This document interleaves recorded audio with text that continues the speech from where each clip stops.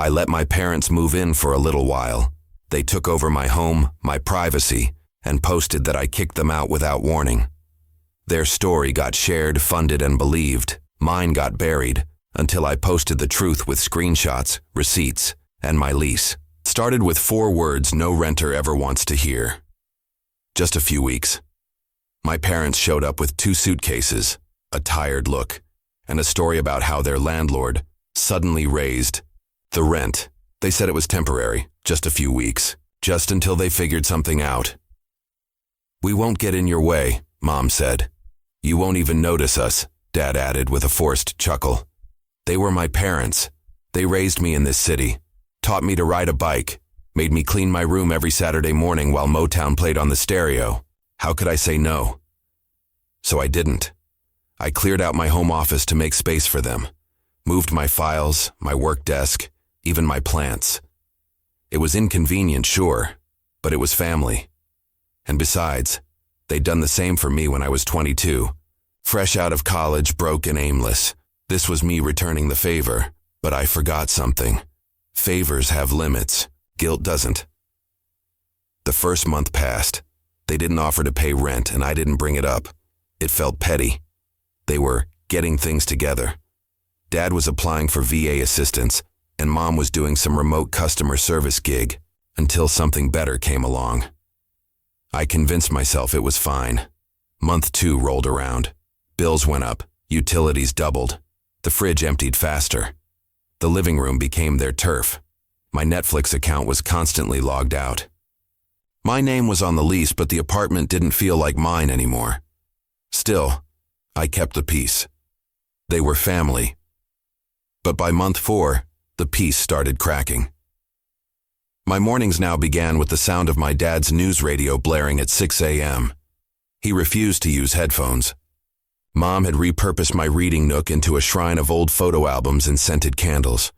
My home office? Gone. And any time I suggested they contribute to rent or utilities, Mom would say something like, "After all we've done for you?"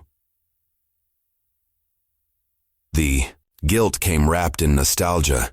They'd walk me through old stories, point at photos on the wall, and ask if I remembered how hard they worked just to give me a roof. I remembered. I just hadn't expected them to take mine. By month 6, I started missing my old life. The quiet, the control, the comfort of knowing that when I turned the key in the lock, I was stepping into my space, not some curated memory museum of my childhood. I tried to talk to them. Gently. "Hey, have you two made any progress on housing?" Mom blinked at me like I'd spoken a foreign language. "We are housed," she said, "right here." That was the first time I felt it. Not confusion, not guilt. Fear. Fear that they didn't plan to leave. Fear that I'd given up more than a room. I gave them trust. Time. A place to land. But slowly they were turning it into a place I no longer recognized, and they had no plans to give it back. The first thing to go was the bookshelf. I came home from work one Thursday to find my books, my carefully arranged novels, memoirs, and travel guides, boxed up and pushed into a corner. In their place, old family photo albums, a ceramic angel collection I vaguely remembered from my childhood, and a dusty stack of Reader's Digest magazines from 1998. "What happened to the books?" I asked, careful to keep my voice light. "Oh," Mom said from the kitchen. "We thought it would be nice to have something warmer in the living room. You know, more inviting." "More inviting for who?" I wanted to ask, but instead I smiled like a hostage in a well-lit room. That night, I opened the box of my books and sat on the floor flipping through them in silence. I tried to ignore the smells coming from the kitchen. Mom had cooked liver and onions, something I hadn't eaten since I was 11. The scent clung to the walls, to the couch, to my clothes. This wasn't just space sharing anymore. This was a takeover. The thermostat was reset to 75 degrees, day and night. A pile of mail I hadn't seen in weeks sat opened and scattered on the dining table. My laundry was folded, but also reorganized. Shirts moved to drawers I didn't use.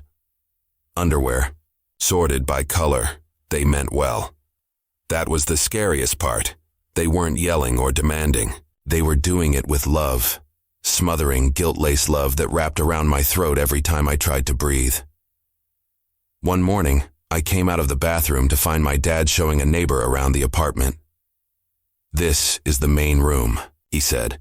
"We painted that wall blue years ago. Remember? We did it for their science project back in 8th grade." I stepped into the hallway, towel wrapped around my head, stunned. My dad saw me, smiled, and said, "We were just walking down memory lane." The neighbor looked awkward. I felt invisible. I wasn't walking down memory lane. I was being buried under it. By month 7, I stopped inviting people over. What was I supposed to say? "Hi, welcome to my apartment that no longer belongs to me. Don't mind the shrine." To my adolescence in the corner, or the fact that my parents have annexed the balcony for their coffee mornings. I started working longer hours, staying out later, taking calls in my car. I didn't recognize myself anymore, quiet, withdrawn, too polite to scream. One night I got home late and found my parents watching my TV. Not just watching, rearranging the living room around it. Mom smiled as I walked in. We thought it would make more sense angled toward the couch, better for the neck. They'd unplugged my game console, my streaming box, everything. Gone. I stood there in the entryway, keys still in my hand, wondering when I stopped living here. When I finally brought up the lease, the part where I was the tenant, I was paying rent, Mom teared up. "Are we a burden to you?"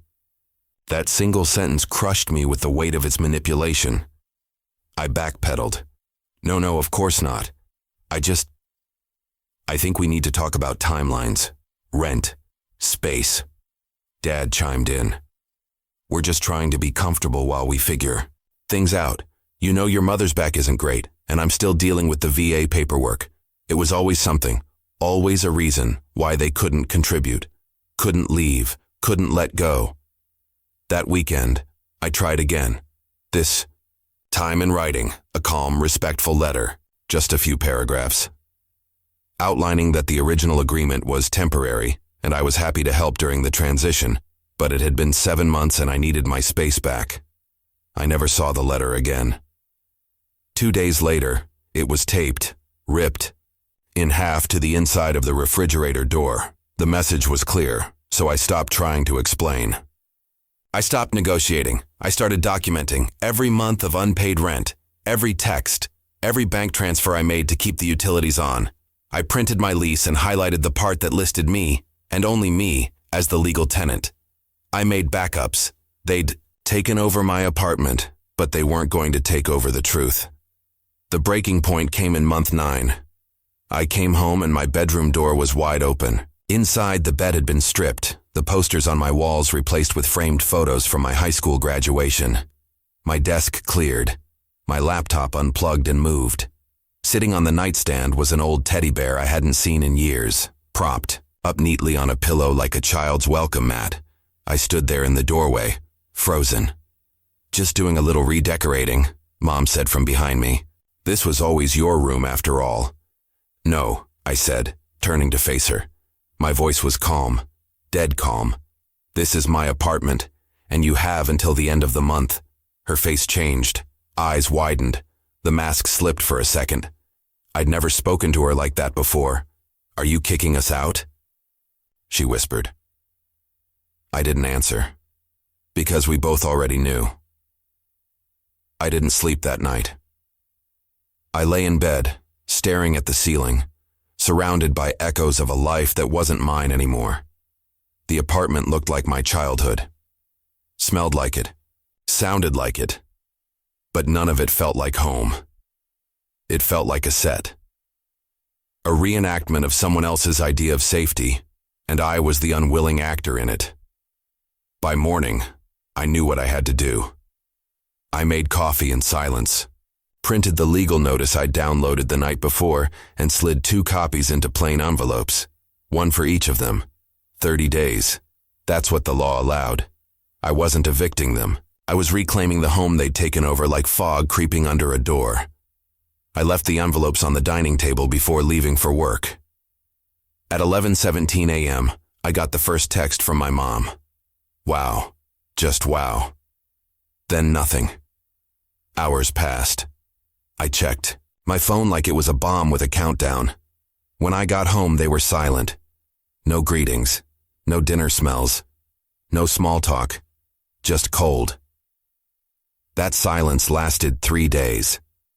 Then came the explosion. I was at work when my phone buzzed. My coworker shot me a look. It had been buzzing nonstop since 9 a.m. I finally checked. Facebook notification.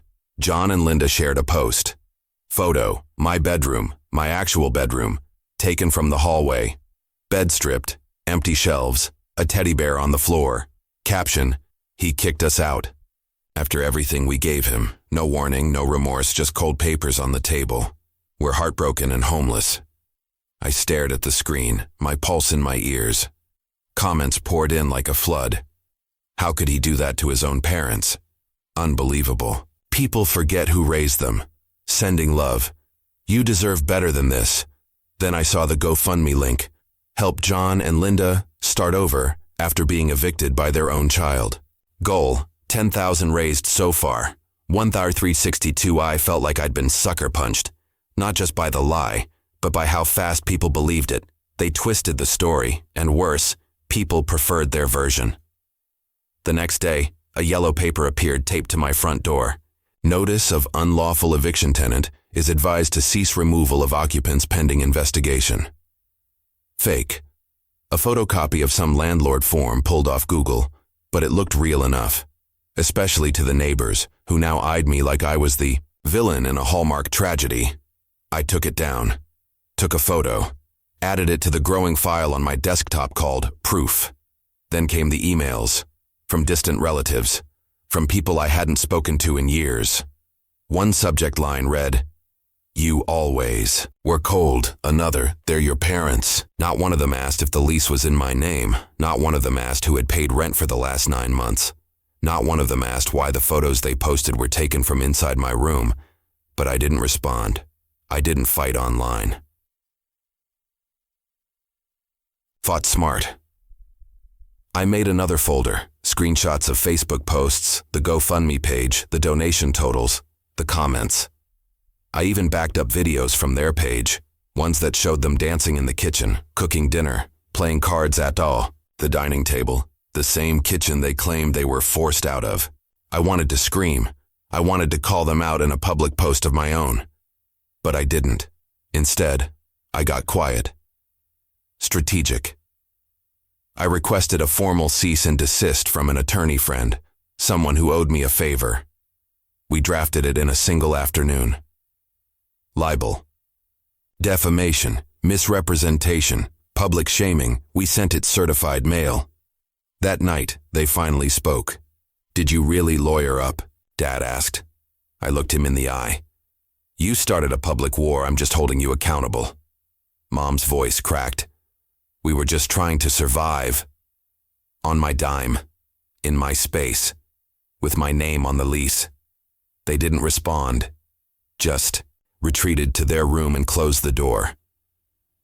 The next day, the GoFundMe was gone, deleted. No explanation, no apology. But the damage was already done. People had seen it, donated, judged, turned on me. And now that the posts were disappearing, they'd never know the truth. Or worse, they'd assume I forced my parents to silence. I realized something in that moment. People don't want facts. They want a story. And my parents had told theirs first. But I had the lease, the documents, the silence of a clean conscience. I wasn't going to shout over their noise. I was going to reclaim the narrative, my way. Because this apartment was never theirs. It was mine. The GoFundMe was gone. But the fallout was just getting started. Even with the page deleted and their original post wiped from Facebook, the story had already taken root. Like mold, it clung to the corners of people's minds, invisible but dangerous. The whispers, didn't stop. If anything, they got worse. The narrative had been simple, catchy, and viral. Parents wrongfully evicted by their own child. And people love a villain.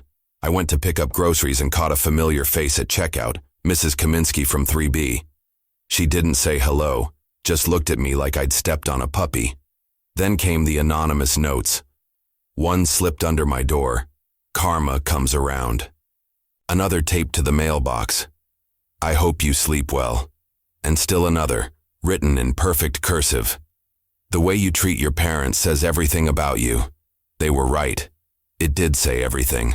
And it was time someone listened to my version. I didn't go public for clout. I didn't need pity. I just wanted the facts to exist somewhere outside my own head. So I made a post.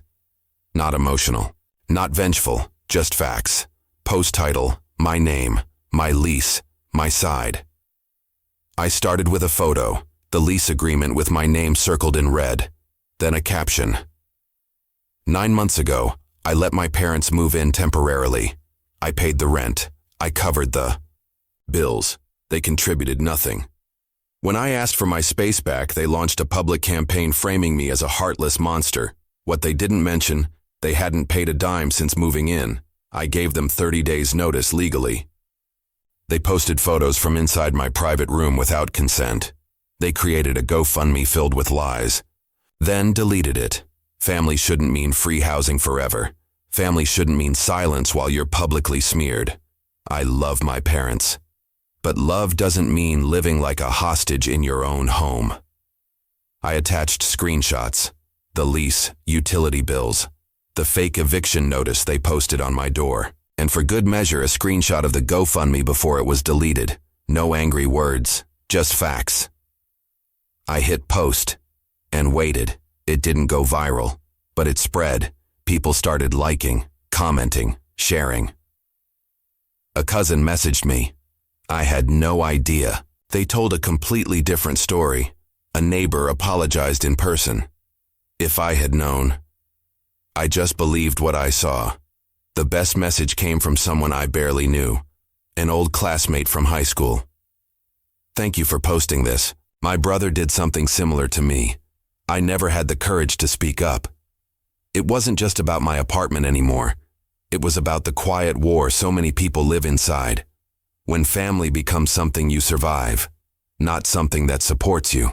The next day, my dad knocked on my bedroom door. He didn't come in, just stood there. I hope you're happy, he said. It wasn't a question. It was a weapon. I looked up from my laptop, met his eyes through the open crack. I'm not happy, I said, but I'm finally free. He said nothing, just turned and walked away. For the first time in months, I didn't feel guilty. I felt clear. Later that week, my mom tried to cook dinner like nothing had happened. A pot of stew simmering, old Motown music drifting from the Bluetooth speaker they'd taken over. I walked in, poured myself a glass of water and said, "You have 2 weeks."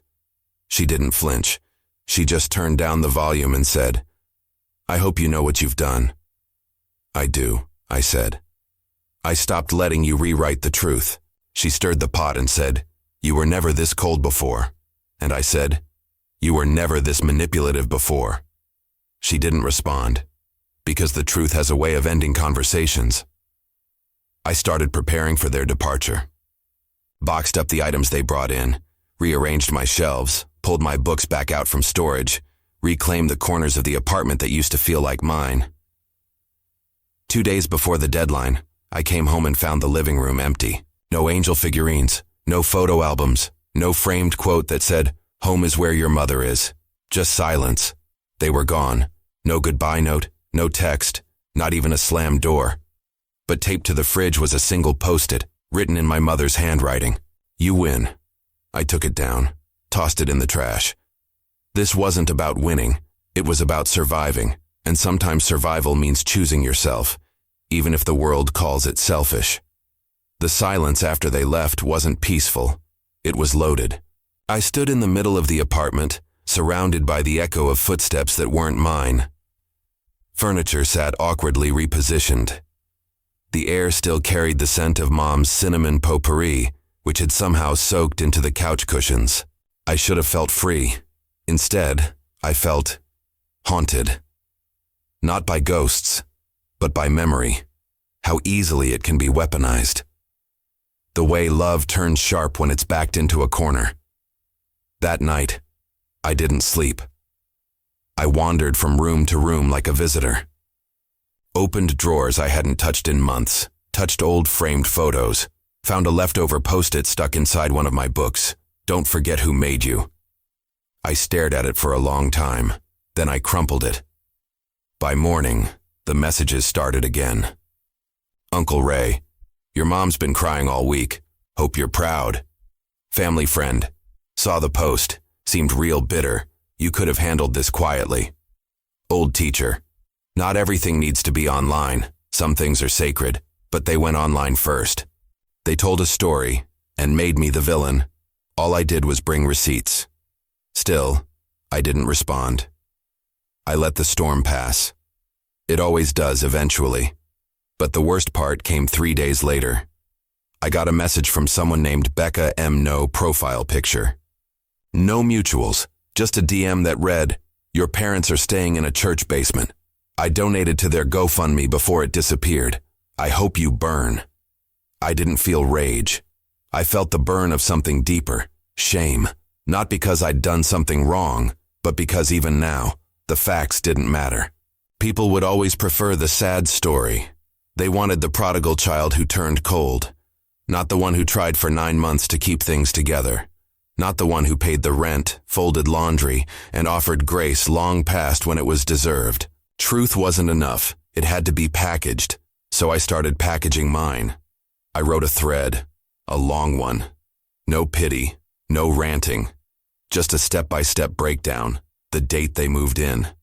Every payment I made, every promise broken, every manipulation masked as nostalgia. Screenshots, letters, receipts. I ended it with a line that echoed in my head for days. They made me feel like the apartment was a gift I didn't earn, but I signed the lease, I paid the rent, I kept the lights on, and now I'm keeping the truth on too. It didn't go viral, but it did get shared quietly, carefully. People sent DMs not to judge, but to confess. My mom did the same. I was raised on guilt. It never ends. Thank you. I thought I was alone. I wasn't. There's a community of people who carry invisible debt, not financial but emotional. People who were raised to feel that love had a balance sheet, and they'd never quite paid it off. People who were told that home is where the heart is, but only if the heart is obedient. 1 week later, I ran into an old friend at a cafe. We hadn't spoken in years, but she hugged me like no time had passed. "I read your post," she said. I braced myself. She smiled. It was the first time I felt seen in months. That night, I walked home through the dark, cool streets, and, for once, the silence felt real, not heavy, not loaded, just mine. The apartment wasn't perfect, still smelled like cinnamon, still had one drawer full of junk I hadn't dared open yet, but it was mine again. I lit a candle, my scent, not theirs, and opened my windows. Fresh air. No guilt, just breath. The next morning, I got a final message. It was from Mom. Just one line. "You've changed." I stared at it for a long time. Then, I replied, I had to, so I could survive. And that was the end of it. Not dramatic, not explosive. Just done. And maybe finally I could start writing my story, on clean walls, in my own space, with no one else holding the pen. The apartment was quiet, not just silent, clean, quiet. The kind that doesn't creak when you walk across it. The kind that doesn't hum with the tension of unspoken resentment. The kind that sounds like your own breathing, steady and unburdened. It had been 2 weeks since they left. I still caught myself tiptoeing past the guest room, as if they might be asleep, still paused before turning on the TV, half expecting to hear a voice behind me say, "Turn that down, would you?" Old habits die slower than old memories. I scrubbed the apartment, floorboards, corners, cabinets. I found scraps of paper tucked into drawers, Used batteries in places I hadn't checked since they moved in. A grocery list in my mother's handwriting. Paprika decaf respect. I stared at that last word. Was it a joke? A dig? A reminder? Or was it mine now to define? I tore it up and tossed it out. One night I finally opened the closet they'd been using. Inside were 3 things. A half-used bottle of Dad's cologne. A shoebox full of old VHS tapes, most labeled in Mom's handwriting. A framed photo of us from 10 years ago. Smiling. Real. I sat down with that photo in my lap and didn't move for over an hour, not crying, just absorbing. That picture was from a different era. One where love hadn't yet become currency. One where helping each other didn't come with quiet price tags. A version of us frozen in time. Proof that it hadn't always been this way. But that version was gone, and the only one left to tell the story now was me. So I started over. I repainted the guest room, covered the walls with soft grays and deep blues, planted new shelves, brought back my books, my records, my life. The teddy bear, packed away. The angel figurines, donated. The framed quote about home went out with the trash. In its place I hung something simple, a print that read, "You're allowed to take up space." A week later, I got a message from the building manager. Apparently someone had called, claiming to be the legal tenant, and wanted access to the unit for retrieval. They said they were related to you, the manager said. Sounded urgent. I tightened my grip on the phone. No one else is on the lease, I said. No one else has any right to that apartment. Didn't think so, she replied. I told them to go through official channels. I thanked her. Hung up. The audacity still surprised me. They weren't after the apartment anymore. They were after the narrative, the story. The right to say, we lived there. We belonged there. We were wronged, but they didn't own that story anymore. I did. One day I passed a community board in the lobby and saw a flyer that stopped me cold. Support local seniors facing housing injustice. No names, no photos, but I recognized the language, the tone, the way victimhood was draped in soft words like compassion and family values. I took the flyer down, quietly, calmly. Then I walked to my apartment, locked the door, and poured myself a glass of water, because I didn't need to prove anything anymore. They could tell whatever story they wanted in whispers and vague Facebook posts. I had the lease, the rent receipts, the quiet nights, and most of all, I had the apartment. Mine, finally and fully. Not just in paperwork, but in presence. There are 2 kinds of ownership, legal and emotional. I'd earned both, fought for both, bled for both. And now, for the first time in nearly a year, I could breathe without bracing for guilt. The last thing I did was open a blank notebook. On the first page, I wrote, "This story started with love. It ended with silence. In between was the truth, and I'm still here." Then I closed the book, opened the window, let the air in, and exhaled.